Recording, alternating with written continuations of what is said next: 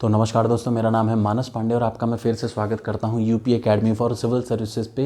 ग्राम विकास या ग्राम समाज एवं विकास का ये चौथा क्लास है, क्लास नंबर 4 है। याद रखिए, अगर आप तैयारी कर रहे हैं यूपी लेखपाल की और आपका टारगेट है 23 में से 25 नंबर पाना ग्राम विकास में, तो आप इस वीडियो को फॉलो कर सकते हैं। मैं आपसे कतई नहीं कर रहा हूँ कि इसको आप फॉलो ही करिए।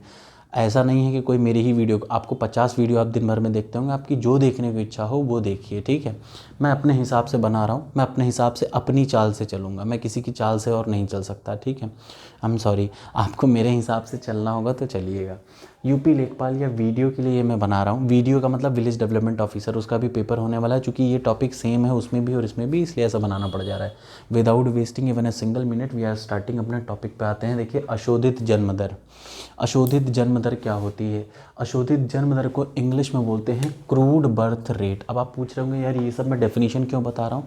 यही डेफिनेशन जो है वो आपके ऑब्जेक्टिव्स में आएंगी। जब ये मैं सारी मेरे ख्याल से, देखिए, अगर मैं तमीज़ से सही तरीके से चलाऊँगा तो 1 फरवरी से अगर डेली मैं हफ्ते में 3 क्लास भी डालूंगा आधे आधे घंटे की, तो मुश्किल से 10 दिन लेगा, ये ख़त्म हो जाएगा। 10 से 12 दिन थ्योरेटिकल कॉन्सेप्ट ख़त्म हो जाएगा। फिर सिर्फ और सिर्फ बचे गए गवर्नमेंट की नई नई पॉलिसीज़। तो वो मैं खूब बढ़िया, चूँकि मैंने पीसीएस की तैयारी मैं अभी भी कर रहा हूँ, तब भी कर रहा था, तो मेरे पास गवर्नमेंट स्कीम का खूब बनाया खूब बढ़िया वीडियो है। डोंट वरी, इसका तो हर टॉपिक आपसे कंप्लीट हो जाएगा फरवरी भर में, मार्च से पहले, मार्च या मिड मार्च तक में मैक्सिमम। तो हर चीज़ आपको इससे मिल जाएगी। बाकी का क्विज़ के लिए मैंने टेलीग्राम चैनल बना रखा है, लिंक अपने नीचे में दे रखी है मैंने डिस्क्रिप्शन में, आप उस पर जाइए, अभी ऐड हो जाइए। अभी मैं उस पर कुछ डाल नहीं रहा हूँ। जैसे ही 1 हफ्ता हो जाएगा, इस क्लास को 1 हफ्ता हो जाएगा और लगभग 50,000 लोग देख लेंगे, तो मैं नीचे उसका पीडीएफ डाल दूंगा। पीडीएफ मैं वैसे भी डाल दूंगा, ठीक है, don't worry for that. PDF मैं वैसे भी डाल दूंगा, क्योंकि मेरे खुद का पीडीएफ बनाया हुआ नहीं है। मैं जिन किताबों से जो चीज़ पढ़ाऊंगा उसका स्क्रीनशॉट या पीडीएफ मैं टेलीग्राम पे डाल दिया करूँगा, आप लोग वहाँ से देख लिया करिए। तो आइए स्टार्ट करते हैं। क्रूड बर्थ रेट, अशोधित जन्म दर।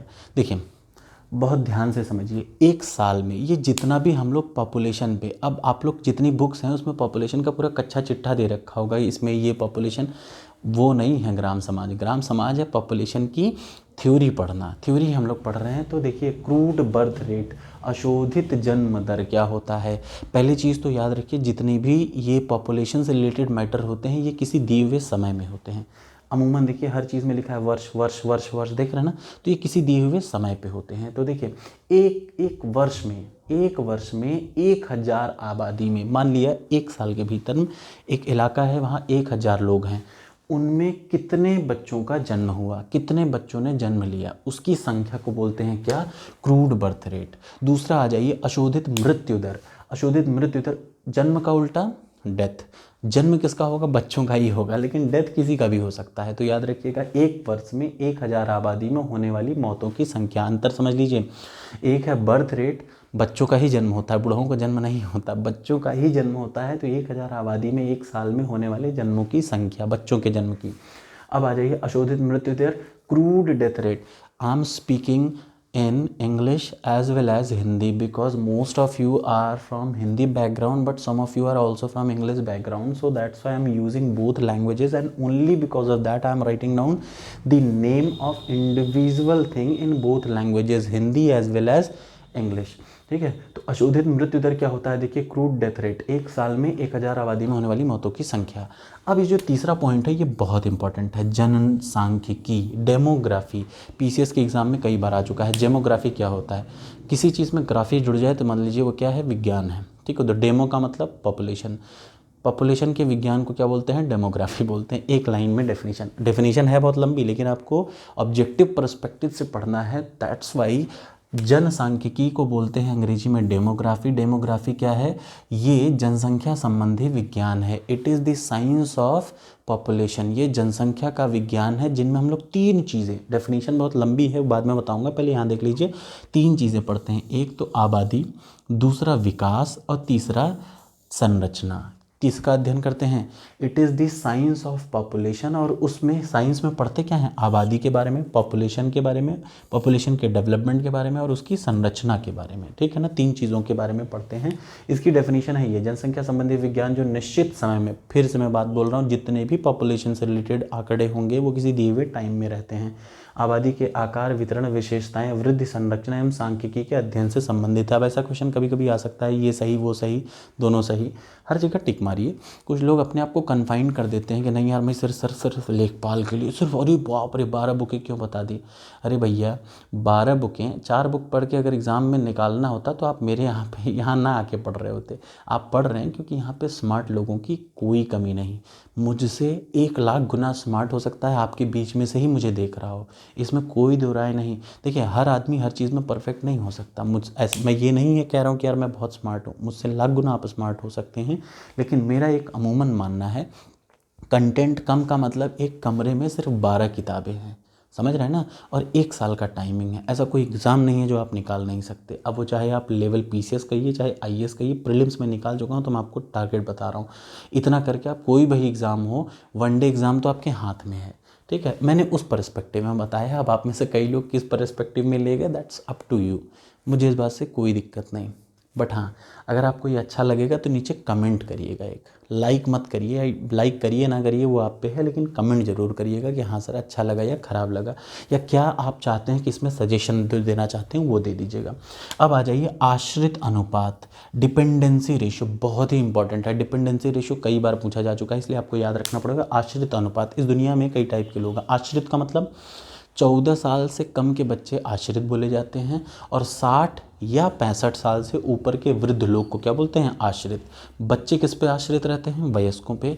बुढ़े भी किस पे आश्रित रहते हैं, वयस्कों पे। तो रेशियो क्या हो जाएगा, डिपेंडेंसी रेशियो क्या हो जाएगा, जो लोग आश्रित हैं, एक तो 14 साल से कम के बच्चे और 60 या 65 से ऊपर के बुढ़े, जो लोग, ये दो पार्टी आश्रित हैं, बटे उसके ऊपर, मतलब ऊपर ही आ जाएगा अपॉन क्या, जो वयस्कों की संख्या 15 से लेके 59 या 64 वर्ष तक के आयु के वयस्कों की संख्या के अनुपात को। तो ये एक रेशियो है। डिपेंडेंसी रेशियो क्या है, कौन डिपेंडेंट है, बच्चे और बुढ़े। किस पे डिपेंडेंट है, जवानों पे। तो देखिए बच्चे 14 साल से कम के प्लस बुढ़े 60 से 65 साल के ऊपर के बुढ़े, ये किस पे डिपेंडेंट है, इन जवानों पे, 15 से लेके 59 या 64 तक के। तो इनके रेशियो को हम लोग बोलते हैं डिपेंडेंसी रेशियो। बहुत इंपॉर्टेंट है, ज़रूर आपको रटना चाहिए, ठीक है। ये चीज़ें याद रखिए, मैं बता रहा हूँ, ये कुछ चीज़ें इग्नू के नोट्स से हैं, कुछ चीज़ें एनसीईआरटी से हैं। अभी मैं कतई किसी भी बुक में, कोचिंग वाले की कोई बुक नहीं है मेरे पास, ना मैं रखना चाहता हूँ, क्योंकि शुरुआत में मैंने 1-2 बुक देखी थी तो मुझे लगा था ये लोग तो प्योर यूपी का विकास ही, पूरा यूपी समझा डाल रहे हैं। ग्रामीण विकास यूपी ज़रूर है, ग्रामीण विकास यूपी के पर्सपेक्टिव में पहला चैप्टर नहीं है, ग्रामीण विकास भारत के संदर्भ में है ना। तो भैया यूपी काहे पहले पढ़ रहे हो, पहले भारत भी तो पढ़ो। तो चलिए अब आ जाइए, ये इसको बोलते हैं डीपॉपुलेशन, डीपॉपुलेट का मतलब, मान लीजिए जैसे एक उत्तराखंड में, आपको भी 1-2 महीने पहले न्यूज़ मिली होगी, उत्तराखंड में एक जगह था, पिछले 1 साल में वहाँ से आधी जनसंख्या कम हो गई। क्यों, क्योंकि वो शहरों की ओर चली गई, या किसी भी वजह से वहाँ से छोड़ के चली गई। तो ये क्या हुआ, घटोत्तरी तो हुई पॉपुलेशन में। किसी इलाके से पॉपुलेशन का कम हो जाना, reduction in population in any area, किसी एरिया में जनसंख्या का कम हो जाना क्या कहलाता है, डीपॉपुलेट, या आबादी में गिरावट कहलाता है, ठीक है। ये सब चीज़ें बड़ी ज़रूरी है, दिखने में बहुत छोटी लग रही हैं लेकिन हैं ये बड़ी चीज़ें, आपको समझना पड़ेगा। उसके बाद सबसे लास्ट, और ये देखिए it is last but it is not the least, इसके बाद 3 पॉइंट है, लेकिन चूंकि मेरे पास जगह कम पड़ी थी तो इसलिए ये वीडियो इतने पे ही कन्फाइंड रहेगा, आपको इतने से ही संतोष करना पड़ेगा। आ जाइए last, infant mortality ratio. Infant mortality ratio क्या होता है, इन्फेंट का मतलब बच्चे, इन्फेंट का मतलब कौन से बच्चे, 1 साल से छोटे के बच्चे, पहला चीज़ माइंड में याद रखिए। तो ये जो भी रेशियो होगा वो मैं किसकी बात कर रहा हूँ, 1 साल से छोटे बच्चों की बात कर रहा हूँ। शिशु मृत्यु दर, हर साल भारत में बहुत सारे बच्चे जन्म लेते हैं, हर मिनट हर सेकंड में भारत में बच्चे जन्म लेते हैं। तो मैं क्या बात कर रहा हूँ, 1 साल की बात कर रहा हूँ। कितने साल की बात, 1 साल में 1000 जीवित बच्चों पे, मान लिया बच्चे पैदा हुए, 1000 जिंदा बच्चे पैदा हुए, 1000 बच्चे पैदा हुए 1 साल में, उनमें से कितने बच्चों की डेथ हो गई। और वो बच्चे कितने रेंज की बात कर रहा हूँ, जो बच्चे पैदा हुए 1 साल के भीतर में कितने बच्चों की डेथ हो गई। तो याद रखिए 1 वर्ष में 1000 जीवित बच्चों में शिशुओं की मौतों की संख्या, और वो एज कितनी है, 1 साल से कम की। जैसे एक बच्चा पैदा हुआ, भाई 1000 बच्चे पैदा हुए, उनमें से 4 बच्चे साल भर के अंदर में डेथ हो गई, तो क्या हो जाएगा बताइए। तो इन्फेंट मॉर्टिलिटी रेशियो कितना आ जाएगा, 4। क्लियर है। So that's all about this session please नीचे कमेंट में अच्छा या बुरा जैसा भी बताइएगा ज़रूर, ठीक है। इसमें अभी 2-3 टॉपिक छूटे हुए हैं, जैसे MMR ratio, maternal mortality ratio, मातृ मृत्यु दर और एसिड जनसंख्या घनत्व, छोटी छोटी बहुत ही इंपॉर्टेंट चीज़ें हैं। अभी आपको प्रैक्टिकल, देखिए 2 चीज़, एक तो होता है थ्योरेटिकल, ये थ्योरेटिकल है। इसका प्रैक्टिकल क्या है, वो जो आप कोचिंग की संस्था वाले देते हैं, जैसे भारत में इतनी जनसंख्या है, इस राज्य में इतनी जनसंख्या, वो प्रैक्टिकल है, दिस इज़ थ्योरेटिकल। अब जो देखिए, मान लिया वो लोग क्या देंगे, जैसे देखिए ये सभी कोचिंग वाले हर बुक में ग्राम विकास की ये मिलेगा। अच्छा, मेरी कोई बुक नहीं है, फिर से मैं बता दूँ, 1872 में पहली बार लॉर्ड मेयो में पहली बार जनगणना की। जनगणना मतलब लोगों की गणना, counting of the people, how many people are continuously residing over a given period of time or a given period of space, that is known as जनगणना। तो जनगणना में देखिए 1872 में पहली जनगणना हुई, वो रैंडम हुई। रैंडम का मतलब ऐसा ही हो गया भाई, पहली बार कर देते हैं, ठीक है। और दूसरा होता है देखिए 1881 से कॉन्टीन्यूस हर 10 साल पे जनगणना होनी शुरू हुई, ठीक है ना। तो ये 2 चीज़ याद रखिएगा, ये सब आपको हर कोचिंग वाले, हर बुक वाले जितने भी आते हैं सब दे देंगे। इसलिए मैं आपको कहता हूँ कि ग्राम समाज की कोई बुक मत फॉलो करिए। इसका PDF मैं अगर ये 50,000 के पहुँच जाता तो मैं PDF टेलीग्राम पे दे दूँगा। आप में से कई लोग पूछते हैं यार, मैं पैसे के बारे में बता चुका, पैसा वैसा यूट्यूब बहुत नहीं मिलता, ठीक है। वो पेड कोर्स वाले अपने चलाते होंगे, लेकिन अपना कोई भी पेड कोर्स चलाने का 1 रुपये का वो नहीं है, ना मैं पेड कोर्स कभी चलाऊँगा फ़िलहाल के लिए, लेखपाल के लिए, ये बात ध्यान रखिएगा। Thank you so much.